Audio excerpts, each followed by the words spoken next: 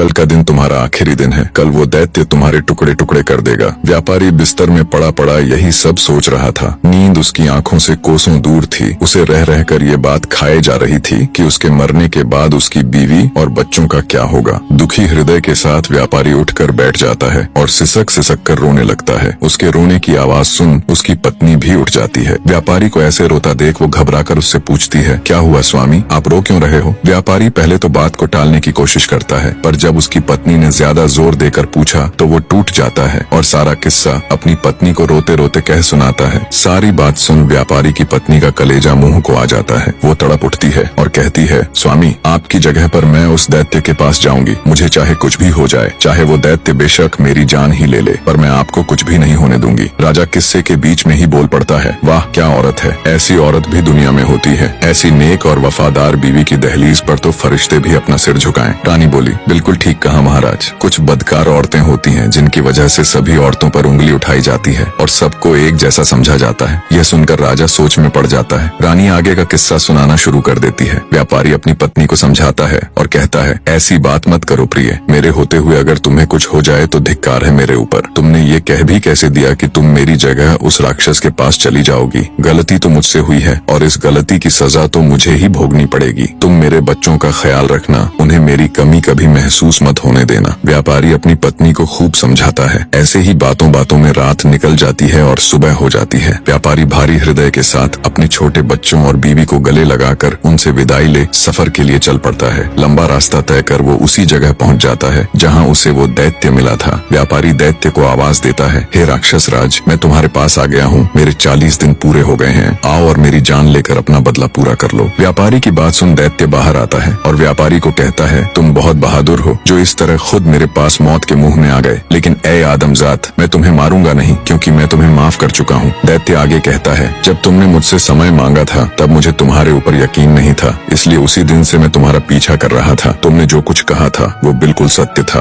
अब जाओ और अपने बीवी बच्चों को संभालो, तुम्हारे बिना उनका रो रो कर बुरा हाल है। दैत्य के मुख से ये बातें सुन व्यापारी की खुशी का ठिकाना नहीं रहा। उसने उस दैत्य का हाथ जोड़ शुक्रिया किया। किस्सा जब समाप्त हुआ तब तक राजा पूरी तरह भावुक हो चुका था। वो अब रानी की तरफ प्यार भरी नजरों से देख रहा था। रानी बोली, हे महाराज, सभी औरतें बिल्कुल भी एक जैसी नहीं होती और जब तक आप उस तस्वीर को अपने कमरे से नहीं हटा दोगे तब तक आपकी पीड़ा कभी कम नहीं होगी और आप हर औरत को बदकार ही समझेंगे। इतना सुन राजा अपनी बेवफा पत्नी की वो तस्वीर फाड़कर उसे नष्ट कर देता है और रानी के हाथों को अपने हाथ में लेकर कहता है, हे रानी, आज तुमने मेरा हृदय परिवर्तित कर दिया। मुझ पापी से पता नहीं कितने पाप हुए हैं। हे रानी, तुम धन्य हो, आज तुमने मेरी आंखें खोल दी।